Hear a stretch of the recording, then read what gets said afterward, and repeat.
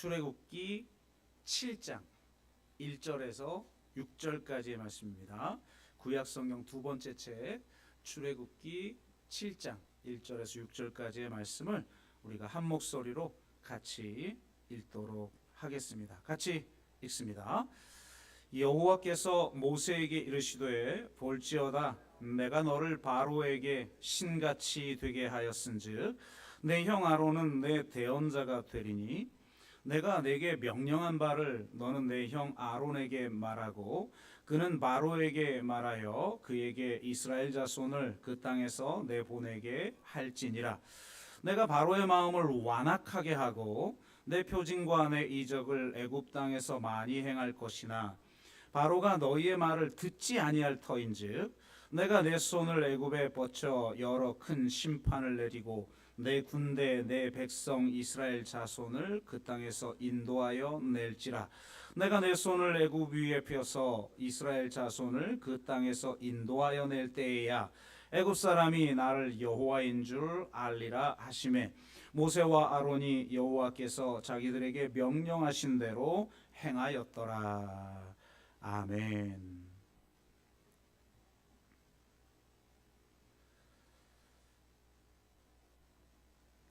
네, 출애굽기 9번째 시간입니다. 오늘은 10가지 재앙에 대한 이야기를 함께 나누겠는데요. 7장에서부터 12장에까지 이제 10가지 재앙 이야기가 나옵니다. 매우 복잡한 이야기라 강의 때는 자세히 이야기할 수 있겠으나 설교 시간에는 좀 적합하지 않은 주제이다 보니 쉽지 않은데요. 그래도 오늘 본문을 통해서 우리에게 주신 두 가지의 메시지를 함께 좀 나누기를 원합니다. 10가지 재앙은 앞에 9가지 재앙과 마지막 재앙의 성격이 조금은 다릅니다. 물론 10가지 재앙이 연속성이 있는데요. 구조상으로는 9가지 재앙과 한 가지 재앙의 구조를 가지고 있고 이 9가지 재앙도 3세트씩 1, 2, 3, 4, 5, 6, 7, 8, 9 이런 식으로 3세트씩 되어 있습니다. 한번 PPT를 한번 좀 잠깐 보실까요?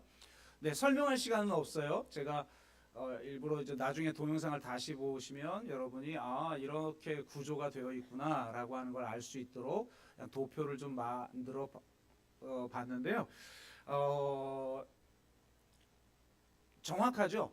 1, 2, 3하고 4, 5, 6하고 7, 8, 9가 정확하게 어떤 단어가 있고 또 예를 들면 모세가 사전에 경고할 때가 있고 안 할 때가 있는데 그게 정확하게 이렇게 1, 2, 3, 4, 5, 6, 7, 8, 9라고 하는 구조를 가지고 있습니다.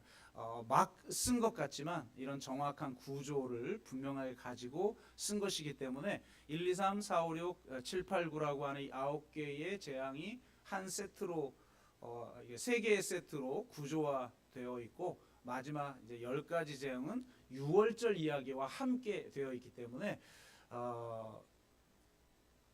마지막 10번째 재앙만 다음 시간에 6월절 예식과 함께 메시지를 나누도록 하고요. 네, 이제 됐습니다. 우리는 이 10가지 재앙이 진행되는 과정 속에 나타나는 이 2개의 주제만 살펴보도록 하겠습니다. 이 2개의 주제를 통해서 우리에게 주신 영적인 권세가 어떤 것인가를 우리가 바로 깨닫고 또 삶 속에서 출애굽을 살아내야 하는 우리들로서 이 세상에 주눅들지 않고 좀 당당하게 싸워 나갈 수 있기를 주의 이름으로 이제 축복합니다. 2가지 주제를 제가 이렇게 잡아봤어요. 물론 여러 가지 주제가 있을 수 있겠으나 좀 한 쌍으로 생각해 볼 수 있는 건 첫 번째는 바로의 완악함입니다. 혹은 하나님이 바로의 마음을 완악하게 하심이라고 하는 주제고요. 또 하나는 모세가 바로에게 신같이 된다라고 표현하고 있는데 이 의미가 도대체 무엇인가라고 하는 것을 우리가 함께 나누어 보도록 하겠습니다.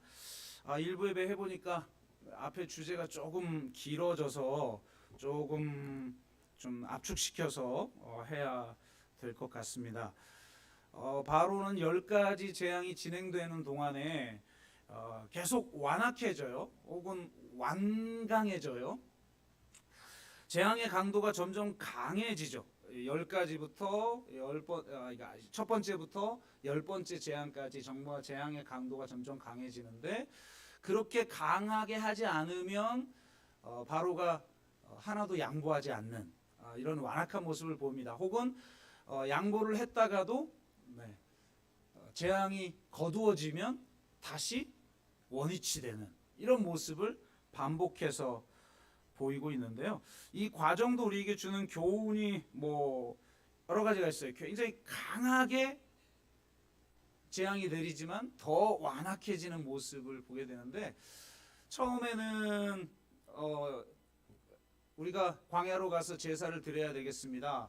우리 히브리 노예들이 애굽을 떠나겠습니다라고 할 때 도리어 너희들이 먹고 살만하니까 이런 소리를 하는구나. 그리고 더 노동 강도를 강하게 만들죠. 그래서 더 탄식할 수밖에 없는 상황이 됐는데, 이제 재앙이 내리자 제사 드리는 건 허락합니다. 왜냐하면 제사 드린다라고 하는 건 하루를 안식일로 보낸다는 거잖아요. 그러니까 하루 쉬게 해준다는 거죠. 그걸 허락하면서 이제 제사를 드리되 여기서 드려라. 이 첫 번째 양보가 나옵니다. 8장 25절에 나오고요. 나중에 여러분이 좀 찾아보세요. 그 다음에 두 번째 양보는 8장 28절에 나오는데, 좋다. 광야로 가되 멀리 가지 말고 우리가 볼 수 있을 만한 그곳에 거기서 제사를 드려라. 이렇게 양보를 합니다. 세 번째 양보는 10장 10절에서 11절에 나오는데, 이것은 신하들의 압력에 의해서 나옵니다. 근데 자세히 설명하다 보니까 좀 더 길어지던데요. 어쨌든 우리가 못 살겠습니다. 이들 때문에 지금 이 재앙 때문에 우리가 망한 꼴을 지금 못 보시고 계십니까? 이 신하들이 압력을 가하니까 바로가 이제 양보를 합니다. 좋다. 그러면 나가되 어린 아이들은 놔두고 장정들만 가서 예배드리고 와라. 이렇게 이야기를 하죠. 그러니까 아이들을 볼모 삼은 거죠. 그러다가 네 번째 양보는 이제 10장 24절에 나오게 되는데요. 점점 더 강력한 메뚜기 재앙, 그리고 흙, 우리가 10가지 외울 때 그렇게 외웠었잖아요. 피개, 이파, 악독, 우매, 흙, 이렇게 되어 흙, 그다음 장, 마지막 그 장자, 이렇게 10가지를 외웠는데 그 점점 강해지죠. 악독, 우매, 흙, 그러니까 막 우박, 그리고 흑암은 태양신 레라고 하는 그 태양신의 권세를 제압한 사건이거든요. 그러니까 이거 앞에서는 어떻게 해볼 수 없으니까 이제 결국 좋다. 어린이도 나가고 장정들도 나고 다 나가되 양과 소는 놔두고 가라. 그러니까 제사는 놔두고 가라. 이렇게 양보를 합니다. 그러다가 이제 흑암이 거두어지고 나니까 그것도 딱 입을 씻죠. 그리고 마지막 10번째 재앙, 이 장자의 죽음이라는 재앙 앞에서 두 손을 들고 히브리 백성들을 내어 보냅니다. 제가 말씀 준비하다가 이것저것 참고하는데 어떤 분은 이걸 이렇게 풀더라고요. 세상이 우리를 향해서 이렇게 대한다. 특히 신앙생활을 하려고 하는 사람들에 대해서 이렇게 대하는데, 때로는 그게 부인일 수도 있고 남편일 수도 있는데 이렇다는 거죠. 교회 가지 마. 그러다가 그래 좋아. 그러니까 여기서 제사를 드려라. 이거하고 똑같은 건 뭐냐면 꼭 교회 나가려고 그래. 요즘 온라인도 잘 돼 있고 유튜브도 돼 있으니까 교회 나가지 말고 그냥 동영상으로 드려. 이런 거죠. 그 다음에 두 번째는 나가되 멀리 나가지 마. 이거는 그래 교회 나가. 이제 한 번 더 양보한 거죠. 교회 나가되 너무 미치지는 마. 적당히 거리를 두고 주일날 예배만 드리고 잽싸게 와. 봉사 같은 것도 하지 말고 이렇게 되는 거죠. 세 번째 양보는 자식에 대한 거였잖아요. 자식은 가지 말고 장정만 가라. 당신 나가는 건 내가 모르겠는데 애들에게까지 신앙을 강요하지 마. 이렇게 양보를 하는 거고, 마지막은 다 가는데 양과 소는 가져가면 안 돼라고 하는 게, 그래 교회 애들까지 다 가고 주일학교 좋은 말 하니까 좋아 알았어 가. 그런데 헌금은 내지 마. 혹은 재정적 헌신은 하지 마. 내 거야. 이런 거죠. 참 적용을 기가 막히게 하는 것 같아요. 교회 생활에 맞게. 한국교회 메시지가 아무래도 교회 중심적이다 보니까 이 메시지도 그렇게 푸른 것 같은데 일리는 분명히 있는 것 같습니다. 그럼에도 불구하고 이 사건은 지금 거대한 대제국 애굽의 바로 왕과 히브리 노예의 대표인 모세가 지금 맞짱 뜨는 이런 이야기이기 때문에 한 개인의 어떤 가정사 정도의 메시지로 보기는 어려워서 우리는 본문에 좀 더 충실하여서 이 악의 실체에 대한 이야기를 좀 하도록 그렇게 하겠습니다. 하나님이 바로의 마음을 완악하게 했다라는 걸 어떻게 이해할까라는 것인데, 이게 가장 중요한 건 이 고민을 하면 하나님이 절대 하지 않는 것을 먼저 전제하면 이해가 쉽습니다. 성경 어디에도 하나님이 선한 사람을 악하게 만들지 않습니다. 혹은 선한 마음을 가지고 있는 사람을 완악하게 만들지 않아요. 그러니까 하나님이 그를 완악하게 했다라고 하는 장면을 보면 하나같이 이미 그가 완악해져 있습니다. 그러니까 10가지 재앙도 여러분 보시면 2가지가 교차해서 나와요. 그러니까 바로가 그의 마음을 완강하게 하여, 그러니까 어느 재앙에서는 이렇게 표현해요. 그러니까 재앙이 내리니까 아니 감히 나를 대적한단 말이야. 근데 어쩔 수 없으니까 잠깐 양보를 한단 말이야. 그러다가 이게 재앙이 거둬지고 나면 더 자기 마음을 완강하게 하는 거. 절대 보낼 수 없지. 그러다가 또 어떤 재앙에서는 여호와께서 그의 마음을 완악하게 하사, 이렇게 표현되어 있다라는 겁니다. 그러니까 한마디로 이미 완악해져 있는 사람의 마음을 하나님은 추동했을 뿐이다 라고 보아야 하는 거죠. 김영균 교수님에 의하면 마음을 강팍해 하는 현상은 한편으로는 신적 주도권에 의해 추동되는 현상이지만 다른 한편으로 인간의 결단에 의해서 시작되는 현상이라는 겁니다. 그러니까 인간에게 책임이 있는 거죠.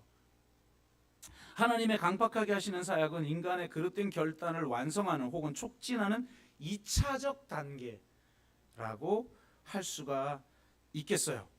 그리고 이 과정에는 2가지의 차원이 존재하는데, 첫 번째는 내버려 두심입니다.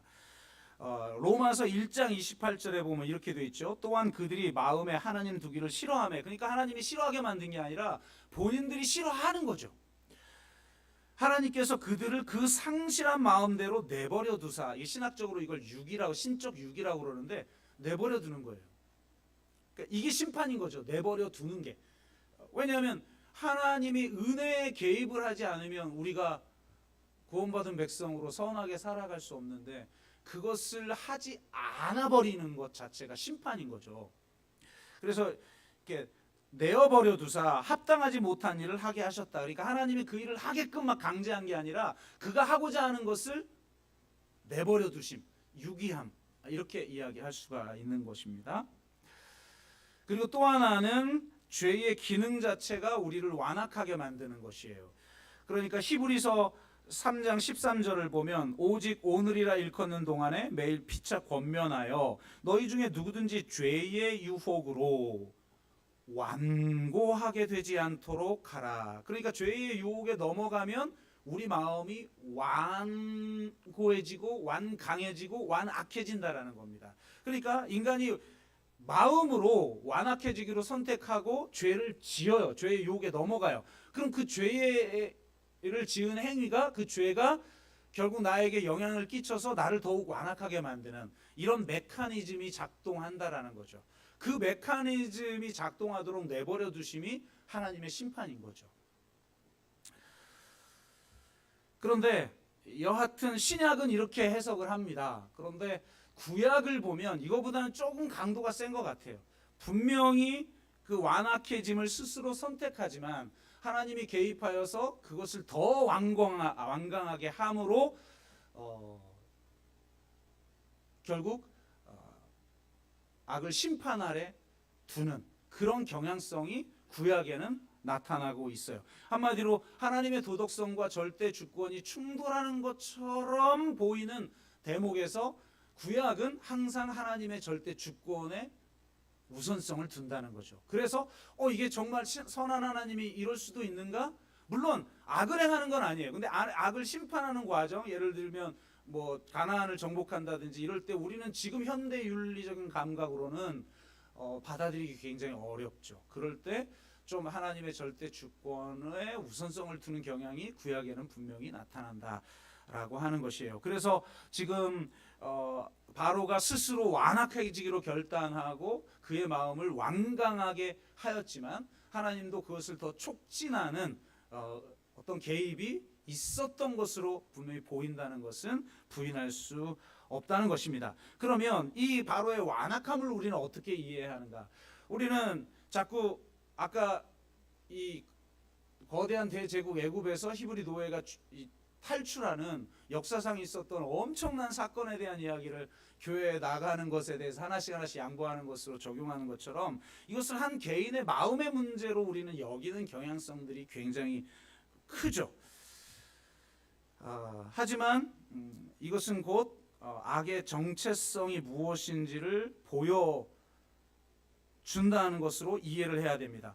애굽 체제의 정점에 있는 바로의 완악함은 곧 애굽 체제의 정체성에 해당하는 것이죠.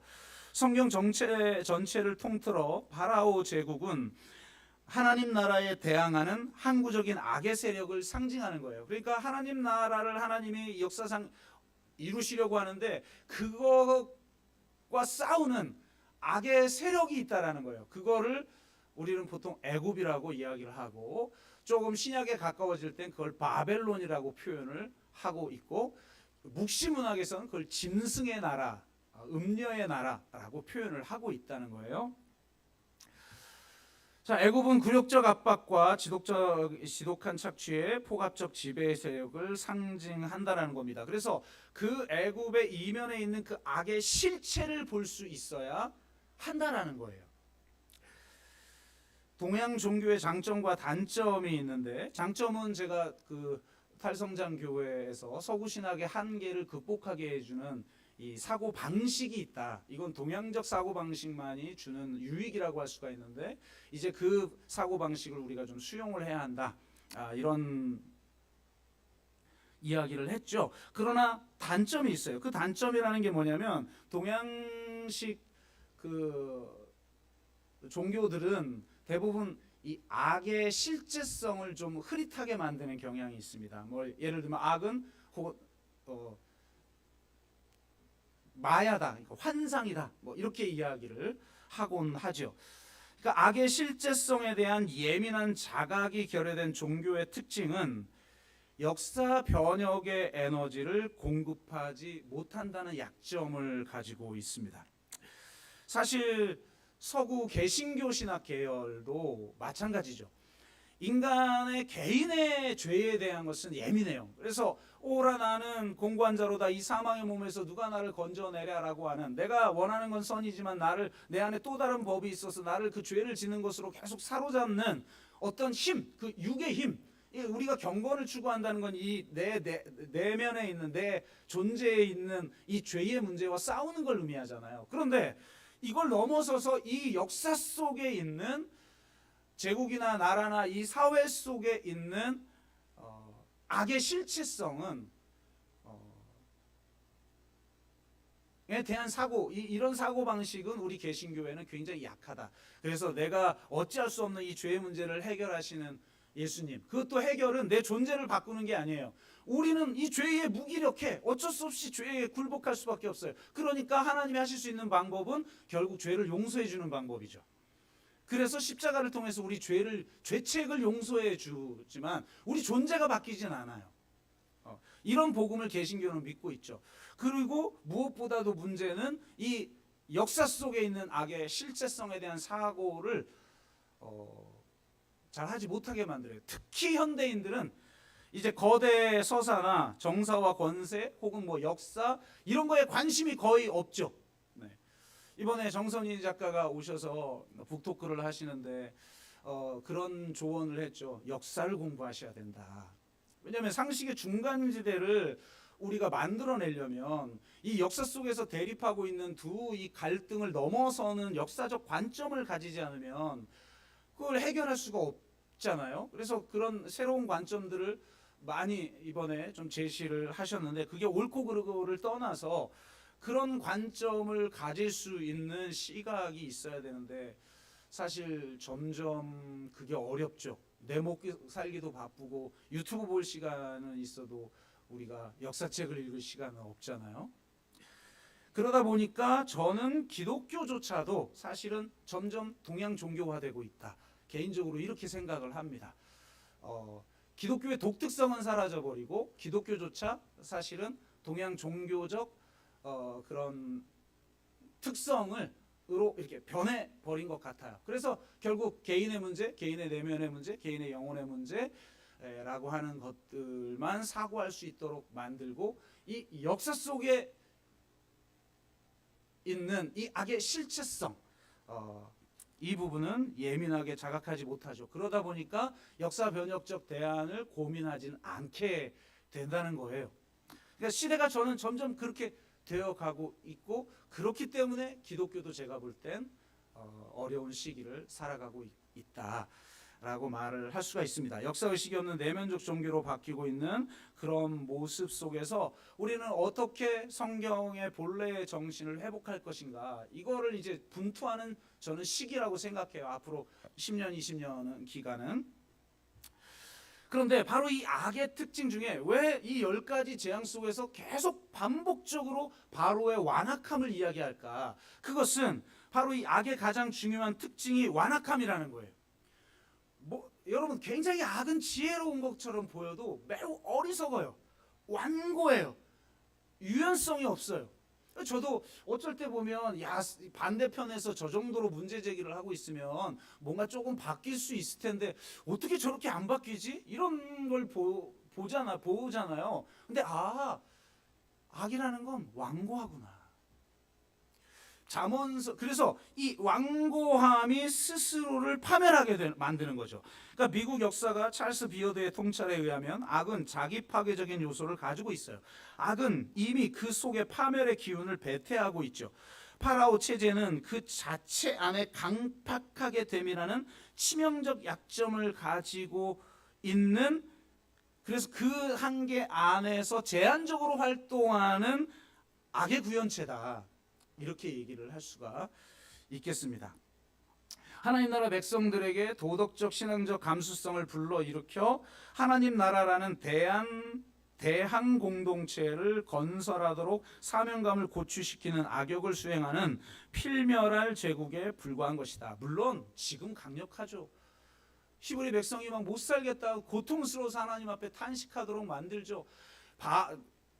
이 모세조차도 자기가 한번 자기 힘으로 뭘 해보려고 하다 실패하고 바로의 낯을 피해 저 광야로 가서 40년이나 무명의 시간을 보낼 수밖에 없도록 만드는 그 강력한 힘 있죠. 그럼에도 불구하고 그 악은 우리가 이대로 살아서는 안 되겠구나, 이렇게 사는 건 아니구나, 그리고 이 사회가 하나님이 원하시는 세상이 아니구나 라고 하는 것을 자각하고 이 대안적인 혹은 대항적인 어떤 공동체를 건설하도록 사명감을 고취시키는 그런 역할을 하면서 스스로는 완고해져서 자멸하게끔 되는, 잠언서를 읽어보면 악의 굉장히 중요한 특징은 뭐냐면, 악은 스스로 펼쳐놓은 그물에 자기가 걸리고 악은 스스로 만들어놓은 올무에 자기가 걸린다는 거예요. 이 어리석음이 악의 실체인 것이죠. 그 어리석음의 특징이 바로 이 완고함이라는 겁니다. 그래서 제국은 항상 내적 원인에 의해서 결국 무너지게 되어 있다. 그러나 그 과정 속에서 하나님이 사용하시는 사람들이 있는데, 바로 대한 공동체를 만들기 위해서 그 악과 대결하는 선한 사람들을 통해 하나님은 일하신다라는 것입니다. 바로 지금 그거죠. 그러니까 지금 애굽이라고 하는 거대한 제국이 있지만 바로의 모습을 통해서 저 제국의 한계가 뭔가를 보여주는 거예요. 너무 어리석게도 계속 완고하게 하여 더 큰 재앙을 스스로 불러내는, 그게 악의 실체다. 그 실체를 제대로 보라는 거예요. 그러면 지금 눈앞에 있는 그 힘 앞에 우리가 주눅들지 않죠. 혹은 힘 앞에 주눅들거나 세상을 부러워해요. 어제도 우연히 이렇게 보니까 그 제일 정면에 인터넷에 올라온 것 중에 하나가 세계 최고 부자의 집값이 얼마인가, 기네스북에 올라와 있는 여러분 최고 부자 집값이 얼마인지 알아요? 여러분 얼마짜리 살죠? 12조. 그러니까 개인 주택이 자기가 돈을 가지고 있는 거 말고 12조 원을 들여서 건축을 한 거예요. 그러니까 돈이 얼마나 많으면 아예 12조 들여서 건축을 합니까, 집을? 별로 좋아도 안 보이던데 어쨌든 그런 거, 그럼 그런 집 보면 저 집 살고 싶다. 이 세상의 영광에 우리가 현혹되죠. 혹은 지금 나는 가난하나 천국에서는 저렇게 살게 될 거야. 뭐 이러거나 또 세상의 강력한 권력, 저 미국의 권력, 저 중국의 권력, 이 권력 앞에서 나도 저런 권력을 가지고 싶다. 와, 저 트럼프라는 또라이도 대통령이 될 수가 있구나. 너무 부럽다. 뭐 이렇게 될 수도 있는 거잖아요. 그러니까 그게 세상을 부러워하고 사실 그 힘 앞에 주눅들어 있는 상태죠. 부러움은 주눅들 때 하는 거예요. 부러우면 지는 거야 이러잖아요. 그래서 그 힘의 얼마를 내가 누리는 것에 의해서 하나님의 축복을 가늠하는 이런 게 지금 현실 기독교 아니겠습니까? 그런데 아니다. 저 아무리 강력하고 때로는 부러워 보이는 저 제국의 실체가 사실은 완고합니다. 네가 그걸 볼 줄 알아야 된다. 그렇게 지금 우리에게 메시지를 주고 있는 거예요. 10가지 재앙의 과정을 통해서. 근데 두 번째 메시지는 1절을 통해서 우리에게 주고 있는데요. 1절은 이래요. 여호와께서 모세에게 이르시되 볼지어다 내가 너를 바로에게 신같이 되게 하였은즉 내 형 아론은 내 대언자가 되리니, 이렇게 말하고 있어요. 이상한 말이 나오죠. 바로에게 너를 신이 되게, 엘로힘이라고 하는 거예요. 신같이 되게 하겠다. 아니 인간이 신이란 말인가? 혹은 인간을 신으로 만들겠다는 건가? 뭐 이 뉴에이지인가? 이런 식으로 생각할 수가 있죠. 그런데 이건 지금 고대 근동의 언어를 사용하고 있다는 걸 우리가 이해할 필요가 있어요. 고대 근동에서는 행정관이나 재판관들이나 통치의 권위를 가진 자를 엘로힘, 신이라고 불렀어요. 이것은 성경에도 그대로 나타납니다. 우리가 번역을 다르게 했을 뿐이지, 예를 들면 우리 출애굽기 나누니까 출애굽기 21장 6절, 출애굽기 22장 8절, 9절, 28절에 지금 재판에 대한 이야기, 율법에 재판에 대한 이야기를 하면서 재판장은 이렇게 재판해야 돼라고 말을 했는데 원어는 재판장이 아니에요. 원어는 신이에요. 엘로힘. 번역을 재판관으로 했을 뿐이에요. 그러니까 엘로힘, 성경도 그 영향을 그대로 가지고 있죠. 고대 근동의 언어를 사용했으니까 하나님이라는 단어를 재판장에게 사용하는 거예요. 엘로힘은 재판을 똑바로 해야 돼. 이렇게 말하고 있는 거죠. 가장 유명한 건 시편 82편 6절이에요. 내가 말하기를 너희는 신들이며 다 지존자의 아들들이라 하였으나, 이렇게 말하고 있어요.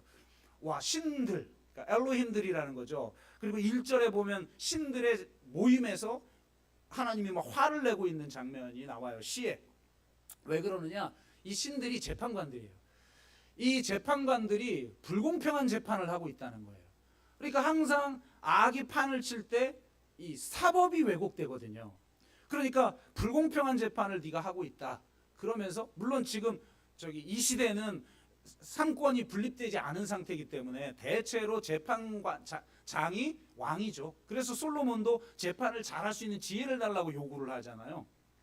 그러니까 바로 그런 자들을 엘로힘이라고 불렀어요. 이거를 예수님이 그대로 사용하죠. 예수님이 자신을 하나님의 아들이라고 이야기합니다. 그러면서 이 공관복음에는 없는 아주 좀 분노를 촉발할 말씀을 하셔요. 요한복음 10장 30절에 보면 나와 아버지는 하나니라, 이렇게 얘기를 해요. 그러니까 신성모독을 지었다면서 백성들이 돌로 쳐 죽이려고 하자 예수님이 반박을 합니다. 요한복음 10장 34절 36절, 예수께서 이르시되 너희 율법에 기록된 바 내가 너희를 신이라 하였노라 하지 아니하였느냐. 성경은 패하지 못하나니 하나님의 말씀을 받은 자들을 신이라. 그러니까 대표적으로 지금 모세 같은 사람이겠죠. 하나님의 말씀을 받은 사람을 신이라 하였거든. 하물며 아버지께서 거룩하게 하사 세상에 보낸 자가 나는 하나님의 아들이라 하는 것이 너에게 어떻게 신성모독이냐? 라는 거예요. 기가 막히죠. 구약의 성경을 가지고 반박을 하시는 거예요. 거기 보면 신들이라고 하지 않, 엘로힘이라고 하지 않았냐? 재판관들을, 그리고 하나님의 말씀을 받은 자를, 대표적으로 지금 모세죠. 바로에게 신이 된 거예요, 모세가. 그러니까 이 말은 인간이 신이 됐다는 말이 아니잖아요. 이 말은 아무리 이 세상에 거대한 권력을 가진 최고 지도자라 할지라도, 재판장이라 할지라도 그를 심판하는 재판장으로 모세를 세웠다는 거예요. 이 멋지지 않습니까? 노예의 대표가 와가지고 지금 뭐라고, 하나님이 그 대표를 향해서, 모세를 향해서 뭐라고 지금 10가지 재앙을 내리라고 파송하면서 바로 앞에서 네가 신이야, 엘로힘이야, 네가 재판장이야. 이 세상의 권력이 아무리 강력하고 폭력적이라 할지라도, 혹은 심지어 우리를 부럽게 만드는 그런 영광스러운 것이라 할지라도 그것을 심판하는, 그것이 진정한 하나님의 나라가 아니라는 것을 분별하고 그 권세를 심판할 권세를 모세에게 주었다는 겁니다. 이게 멋지지 않습니까? 노예의 대표를 향해서 하나님이 하시는 말씀이에요. 그러니까 한마디로 모세는 이렇게 설명을 할 수가 있어요. 이제 신학적으로 좀 설명을 해볼게요. 그리고 지금 이 바로 한 사람을 심판하는 게 아니에요. 바로는 애굽 체제라고 하는 체제의 대리인이에요. 애굽 체제의 최고, 하이어라키의 최고 정점에 있어서 저 가장 밑바닥에 있는 자를 살고 죽이는 권세를 가진 자예요. 지금의 권력이라는 것은 살게 만들어, 그러니까 의료 시스템으로 살게 만들어 놓고 알아서 죽게 만드는 시스템이 지금 세상의 시스템이라면, 바로는 직접적으로 자기가 살리기도 하고 죽이기도 하는 권세를 가진 이 왕정 체제이죠. 그거의 정점에 있는 거예요. 그러니까 지금 바로를 심판한다는 건 뭐냐면 그 애굽 체제 자체를 심판하는 것이고, 실제로 10가지 재앙은 애굽 파라오 체제를 지탱하는 신들에 대한 심판이에요. 그래서 제가 설명할 시간은 없지만 나중에 다시 보실 분들을 위해서 PPT로 정리를 한번 해봤는데요. 화면만 잠깐 보여주고 넘어갈게요. 이게 첫 번째, 두 번째, 세 번째, 네 번째, 다섯 번째 그 심판인데, 그게 정확하게 애굽의 신들, 그 신들에 대한 심판이라는 걸 알 수가 있어요. 그러니까 애굽 체제의 이면에 있는 그 정사와 권세에 대한 심판인 거죠. 그 다음에 5, 6 보여주실래요? 네, 5, 6, 7, 8, 9, 10번째 재앙도 마찬가지예요. 그러니까 이건 나중에 다시 보시면서 한번 여러분이 보시길 바라고요. 이제 됐습니다. 시간상 어쩔 수 없죠. 그러니까 한마디로 지금 바울의 용어로 말하면 정사와 권세와 세상의 어둠의 주관자들과 하늘에 있는 악한 영들이라고 표현을 바울은 하고 있고, 또 다른 곳에서는 복음서에서는 공중권세 잡은 자라고 말을 하고 있고, 지금 여기에서는 이 바로로 대표되고 있는 애굽의 신들을 지금 바로는 심판하고 있다는 겁니다. 그러니까 이게 어떤 의미냐? 그 심판할 권세를 모세에게 줬다는 게 어떤 의미인지를 이해해야 돼요. 여러분, 누가복음에 보면 19장 10절에 보면 내가 잃어버린 자를 구원하러 왔다, 이렇게 번역되어 있죠. 근데 원어를 보면 잃어버린 자가 아니라 잃어버린 것이에요. 근데 우리는 이제 영혼 구원을 강조하는 종교니까 잃어버린 자를 하나님이 구원하러 왔다고 번역했지만, 원래 원어의 뜻은 잃어버린 것을 회복하려 왔다라는 말이에요.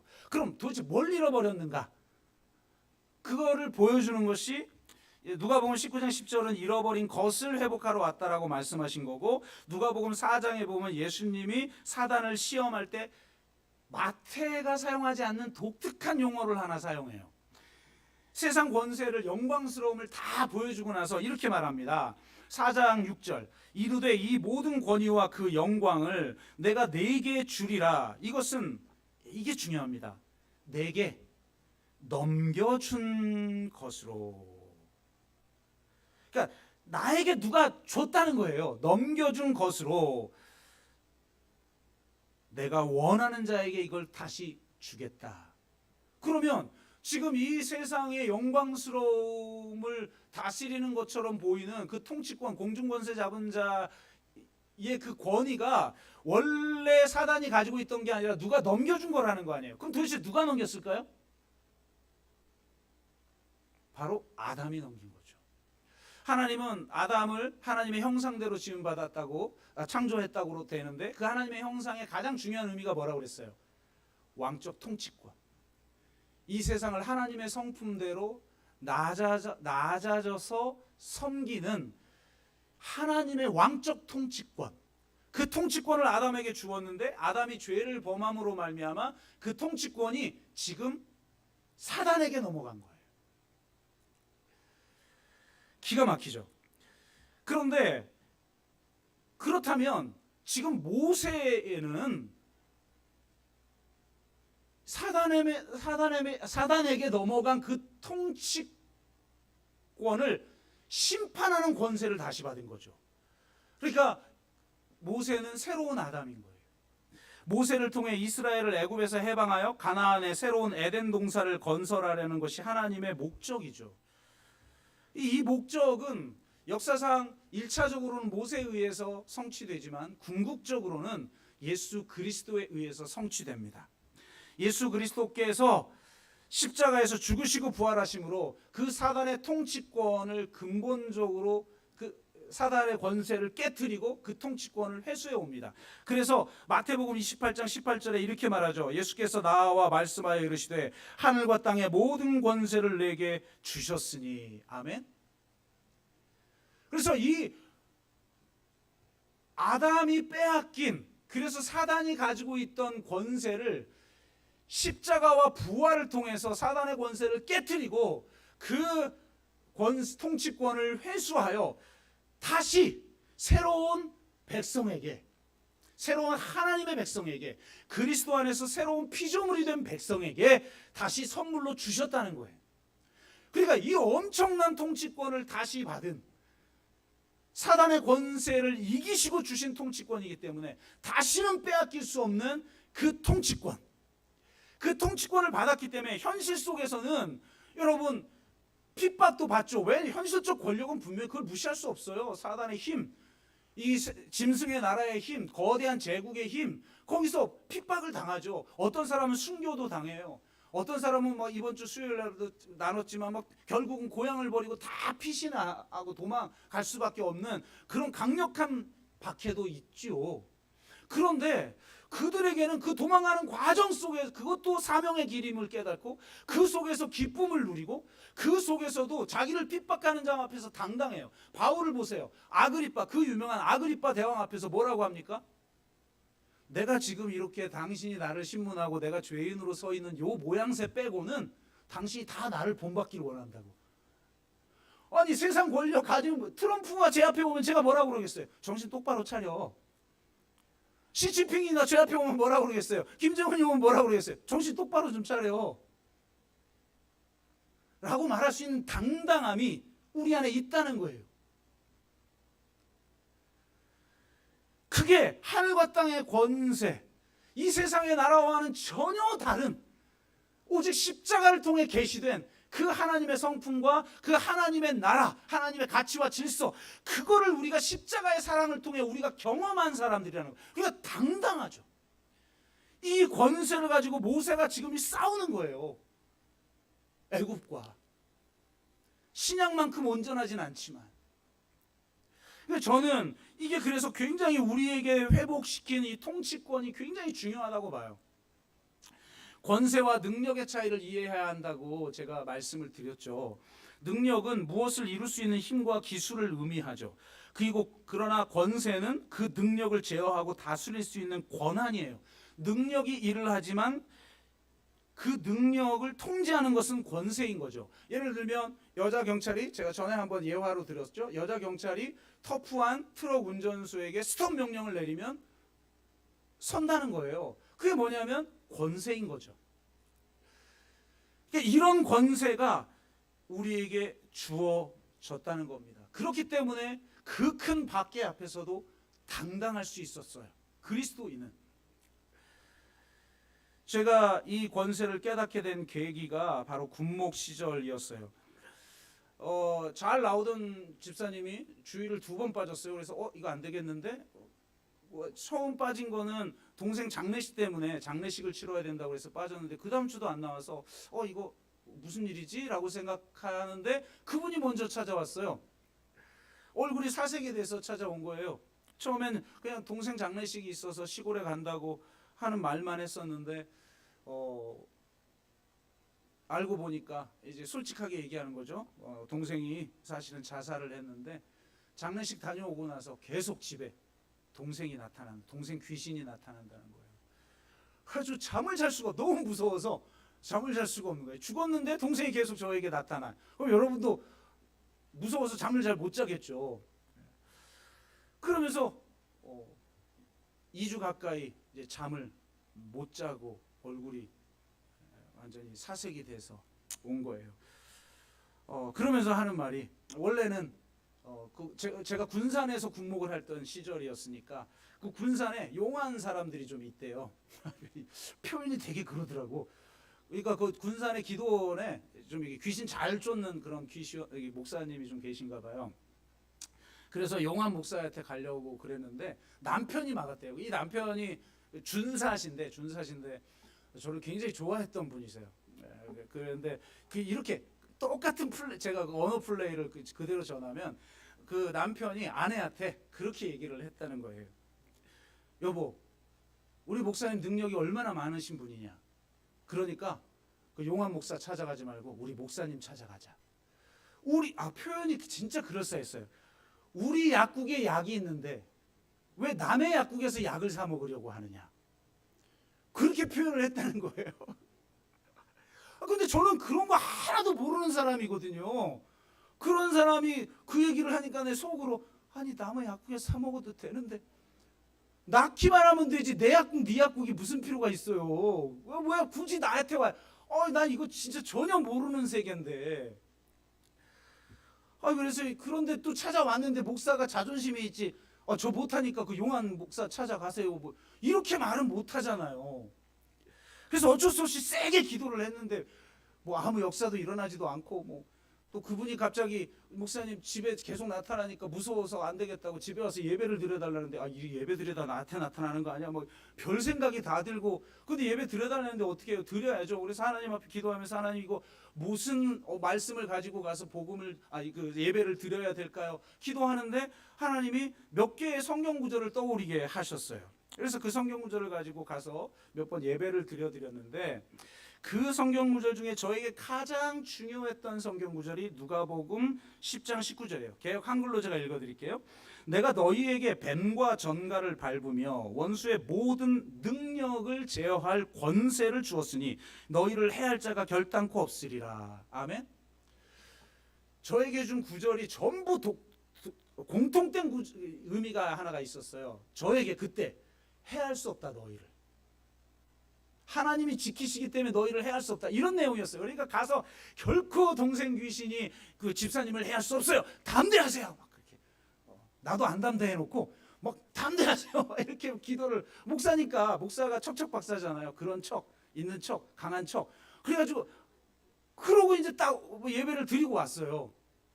그러다가 여기 재밌는 내용들이 많은데 이건 다 생략하고. 하루는 새벽에 이제 이분이 기도해 달라는데 제가 새벽 기도를 매일 하니까 새벽 기도하면서 안 되겠다. 이제 저도 이제 이게 어떻게 해볼 수가 없는 거예요. 그 과정은 제가 생각했지만 많은 일들이 있어요. 제가 할 건 다 해봤는데 나간 거 갔다가 또 돌아오고 별 사건이 다 있었어요. 근데 마지막 그러니까 제가 기도 못 해드리겠는 거예요. 일단은 각자 기도해 봅시다. 그래서 그분 기도하게 하고 저도 혼자 이 전통적인 그 시골 예배당 같이 생긴 예배당이에요. 여기 앞에 그 옛날 예배당 가보면 그 의자 있잖아요. 거룩하게 생긴 의자, 나무로 된 그 의자에 엎드려서 그냥 제가 하나님 어떻게 해도 안 돼요. 저렇게 해도 저 못하겠어요. 기도를 하는데 그때 하나님이 저에게 이제 깨달음을 주시면서 하나님과 대화가 되는 거죠. 네가 내가 너에게 준 구절을 가지고 온전하게 설교하지 않았다. 왜요? 분명히 해야 할 자가 없다고 전 담대하게 외쳤는데요. 거기 그 구절만 있느냐? 아니지 않느냐? 보니까 너희를 해할 수 없다만 있는 게 아니에요. 원수의 모든 능력을 제어할 권세를 주었으니. 아멘. 너는 계속 방어하는 기도만 했고 방어하는 설교만 했다. 그러나 너에게 준 권세를 너는 사용하지 않았다. 근데 이 기도를 왜 내가 간절하게 했냐면, 이건 뭐 제가 환상을 봤을 때는 환상이라고 명확하게 말하는데 이건 환상은 아니었던 것 같아요. 그러나 느낌으로 기도를 하고 저 집사님도 저쪽에서 기도를 하고 있는데 이 뱀 같은 게 이 예배당 전체를 이렇게 감싸고 있는 것 같은 그 느낌이 있었어요, 제 안에. 그러니까 너무 두렵잖아요. 그러니까 하나님 앞에 진짜 어떻게 내가 해볼 수가 없습니다. 이 힘 앞에서는. 그렇게 이제 기도를 하는데 하나님이 이런 응답을 주신 거죠. 그래서 아하, 그렇구나. 그래서 제가 제 생전 한 번도 안 해본 기도를 한 거예요. 한 번도 안 해본 권세 있는 기도를 한 거죠. 제가 이렇게 했어요. 내가 나사렛 예수 그리스도의 이름으로 너에게 명령한다. 우리 집사님을 괴롭히는 악한 영아, 내가 너에게 명하노니 집사님에게서 떠나라. 그리고 그 뱀처럼, 이거 느낌이니까 뱀처럼 막 강하게 압박하고 있는 권세랑에서 내가 너를, 여기 보면 뱀과 정갈을 밟으며라고 돼 있잖아요. 내가 너를 밟고 짓밟으며 내가 너에게 명하노니 여기서 떠나라. 이렇게 선포하면서 기도를 한 거죠. 놀랍게 그 힘도 사라져버리고 그 집사님에게 그때부터 더 이상 나타나지 않게 된 거예요. 그게 이분이 그 경험을 하고 나서 지금도 지금 곧 제대하신다고 그러는데 그 이제 은퇴죠, 은퇴 하신다고 뭐 연락이 매년 와요. 지금도 오는데 이분이 신앙의 컬러가 완전히 바뀐 거예요. 이 경험을 하고 나서.